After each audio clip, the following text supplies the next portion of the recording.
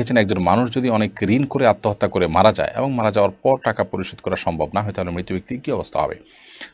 তিনি যদি ঋণ পরিশোধ করা ছাড়া মারা যান, তাহলে সেক্ষেত্রে তার আত্মা ঝুলন্ত থাকার কথা রয়েছে এবং সেটা পরিশোধ করার আগ পর্যন্ত জান্নাতে যাওয়াটা তার ঝুলে থাকবে, সেটি বিভিন্ন হাদিস থেকে বোঝা যায়। অতএব এক্ষেত্রেও তাই হবে এবং ভিন্ন কিছু বলা যাবে না। আল্লাহ রাব্বুল আলামিন যদি তার প্রতি সন্তুষ্ট থাকেন, বিশেষভাবে যদি সে আল্লাহ তাআলাকে সন্তুষ্ট করার মতো কিছু করে যেয়ে থাকেন, আল্লাহ তাআলা তার পাওনাদারদের হক আদায় করে দেন কিয়ামতের ময়দানে, সেটা এক্সেপশনাল হতে পারে সেরকম কিছু।